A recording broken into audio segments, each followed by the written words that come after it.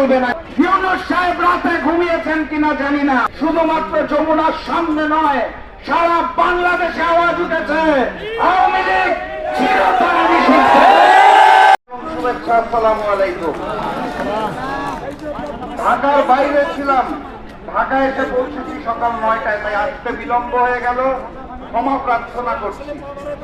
আমি আজকে এই জায়গায় দাঁড়িয়ে আপনাদের সকলের সাথে আমার দল জাগবার পক্ষ থেকে সংহতি প্রকাশ করছি এবং স্পষ্ট ভাষায় জানিয়ে দিচ্ছি, বাংলার মাটিতে অগাস্ট মাসের 5 তারিখে ফ্যাসিস্ট শেখ হাসিনা, শেখ পরিবার এবং আওয়ামী লীগকে এই বাংলার জনগণ চিরতরে নিষিদ্ধ ঘোষণা করে।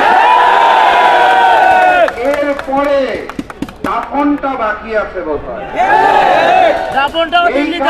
এই আন্দোলন থেকে আওয়ামী লীগের অপরাজনীতিকে চিরতরে দাফন করেই আমরা ঘরে ফিরব। ওই ফ্যাসিস্ট শেখ হাসিনা রাজনীতি করতেন না, ভারতের তিলকওয়ালী মুখ্যমন্ত্রী ফ্যাসিস্ট শেখ হাসিনা ভারতের জন্য কাজ করতেন। সেটাকে আমরা আজকে এখানে দাঁড়িয়ে শপথ গ্রহণ করতে চাই।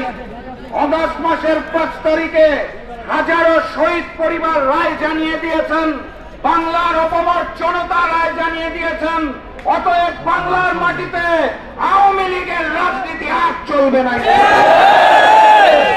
এই অন্তর্বর্তী সরকারকে স্পষ্ট ভাষায় জানিয়ে দিতে চাই, আপনারা ছাত্রলীগকে নিষিদ্ধ করেছেন, কিন্তু ছাত্রলীগকে অর্থদাতা, অস্ত্রদাতা, আদেশদাতা আওয়ামী লীগকে আপনারা নিষিদ্ধ করতে পারছেন।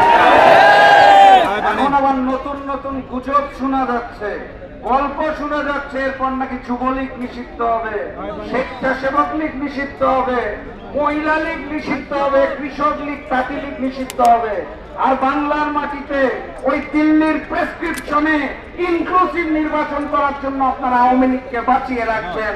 এটা হতে দেওয়া হবে। দিল্লির প্রেসক্রিপশনে বাংলাদেশের রাজনীতি চলবে না। শেখ হাসিনা এবং মুজিববাদের রাজনীতি চলবে না। কথাবার্তা পরিষ্কার। ইউনূস সাহেব রাতে ঘুমিয়েছেন কিনা জানি না, জনতার আওয়াজ আপনার কানে পৌঁছেছে কিনা জানি না। সকালের নাস্তার পর চোখ কান খোলা রেখে দেখুন, শুধুমাত্র যমুনার সামনে নয়, সারা বাংলাদেশে আওয়াজ উঠেছে আওয়ামী লীগ চিরতরে নিষিদ্ধ। আমি আপনাদেরকে শুধুমাত্র এটাই আবেদন জানিয়ে যেতে চাই, প্রয়োজনে আবারও রক্ত দেব, কিন্তু বাংলার মাটিতে ওই মুজিববাদ আর শেখ হাসিনার রাজনীতি করতে দেব না। পর্যন্ত আমি আমার দল আপনাদের সাথে অবস্থান নিচ্ছি, কোন দলীয় ক্রেডিট চাই না।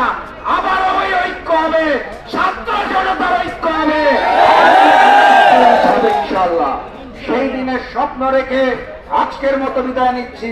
শুধু শেষ কথা বলতে চাই, যেই নৌকা ডুবেছে সেই নৌকাকে আর উঠতে দেব না। বিষয়ের পথে যাত্রা শুরু, জীবন অথবা মৃত্যু। আসসালামু আলাইকুম।